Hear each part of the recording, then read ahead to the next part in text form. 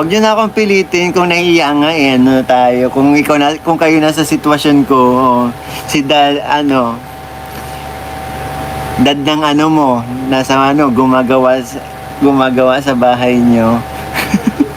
So yung buong kilos ko makikita doon, Mamaya makita ni dad, nagtitwerk pala ako sa bahay,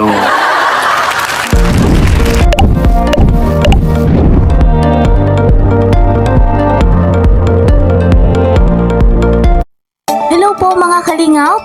Muli po akong nagbabalik, Kalingap Kel. Ayan, panibagong update dahil si Kalingap Mikoy hiyang-hiya na, nakakaramdam ng hiya sa ama ni Honey Cuesta. Kung ano nga po yan ay ating sabay-sabay na alamin. At eto pa po si Honey Cuesta, mapapalaban, mapapasabak, sanay na sanay pala siya dito nga po sa larangan ng Taekwondo. Wow naman! Bago tayo magpatuloy, ako nga po sa inyo ay bumabati ng isang magandang araw, magandang gabi. Ayan, saan man ako kayo naroon, sana nga po ay nasa maganda kayong kalagayan. At syempre, special shoutout sa mga solid supporters ng tandem na may quiz. At dito po kay Madam Julie F8. Gayon din kay Madam MJ Mansing. Ayan, special shoutout po sa inyong lahat. Mega love shoutout naman sa mga kasamahan ko dyan sa Karepa, Kalingap Reactor Partner, pati na rin sa mga bigating sponsor na hindi nga po nagsasawang sumuporta sa mga beneficiary ni Kalingap Rob. And huwag natin kakalimutan the one and only ang ama ng Kalingap, Kuya Val Santos Matubang, syempre si Ate Edna Vlogs, gayon din si Kalingap Rob, Madam Jackie Tapia. Patuloy nga po nating susuportahan nang sa ganon, marami pang matulungan na mabigyan ng pabahay, scholarship at financial assistance. At syempre ako pong inyong lingkod, Kalingap Kel, hindi rin nagsasawa na sa inyo'y maglambing. Please po subscribe, like and share my videos, and don't forget, click the notification bell. So, huwag na nating patagalin to. Narito ang kaganapan, narito ang pahayag ni Kalingap Mikoy patungkol nga po kay Honey Cuesta, kung saan eto pa lang si Cuesta ay nagsasanay dahil lalaban siya sa Taekwondo. Grabe, napakahusay ni Cuesta palaban at talagang sanay na sanay sa ganitong larangan. Narito nga po, panoorin natin. Credit to the owner of this video, Kalingap Mikoy.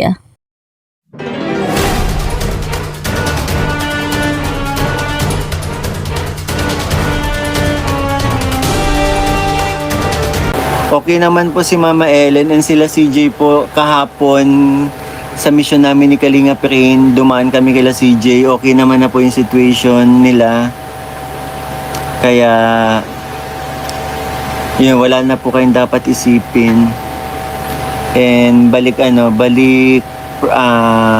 practice na. Balik training na po si CJ para sa competition na lalabanan niya, Taekwondo. So guys, mga kalingap, talagang iba si Cuesta. The best! Talagang nasa kanya na nga po ang lahat. Nakikitaan natin sa kahusayan sa pagkanta, sa pagsayaw. At dito naman sa Taekwondo, talagang kakaiba si Cuesta. The best na the best. So guys, eto naman si Mikoy talagang nakaramdam ng hiya. Hiyang-hiya siya sa ama ni Cuesta. Kung ano nga po ito, panoorin natin. Ito pa rin yung live ni Kalingap Mikoy. And meron din naman pa meron pa lang nagpaabot sa akin na tulong para pinadala kay hindi ko pa may nagpaabot po na 10,000 para kay Tatay Janelle, kay Dad Janelle. Huwag niyo na akong pilitin kung naiiya nga tayo. Kung kayo nasa sitwasyon ko, si dad, dad ng mo, nasa gumagawa sa bahay niyo. So yung buong kilos ko makikita doon, mamaya makita ni dad, nagtitwerk pala ako sa bahay, o. Temporary repair, hindi po pwedeng temporary repair kasi buong kisame po namin yung pinapakuan ay inanay na po. So, kailangan palitan na talaga. Okay na, tapos na tayo kay dad, Pero may point si Mikoy, yun na nga po, wala namang problema sa akin. Siguro kung ibang bahay na hindi ako doon nakatira, okay lang. Pero yung point na nasa bahay nga po, na syempre yung mga kilos, mailang ako syempre nun. Pero dad, yun, may naman po, may nagpadala, kung nanonood man si dad ngayon, may nagpadala po sa inyong tulong para sa yun sa nangyari pong damages po sa inyong bahay. Kaya yun, abot ko na lang po dyan sa inyo. Awkward yun. Tapos yun, tsaka na may usapan na rin po kami ni kuya na yun nga, may binigay po siyang contact number na pupunta kakausapin ko na nga lang. Naghintay na lang din po ako ng reply. Kasi ang plano nga, napag-usapan po namin ni kuya yung na po mismo, yung gumagawa talaga mismo nung yung bubong po mismo.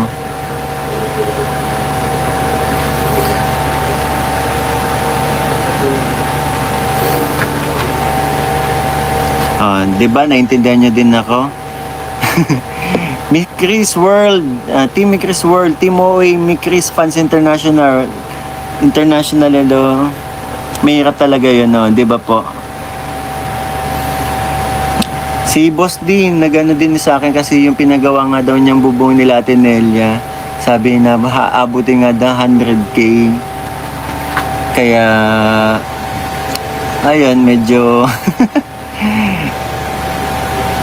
may kabigatan nga talagang gastusin ngayon dahil sa nangyaring bagyo. Pero and yun po, maraming salamat sa mga nagpaabot sa akin ng birthday ko dahil yun, pambihira, maraming salamat po dahil mas yun, na kapag tayo, may mga naibigay tayo sa ating sa ating mga beneficiaries.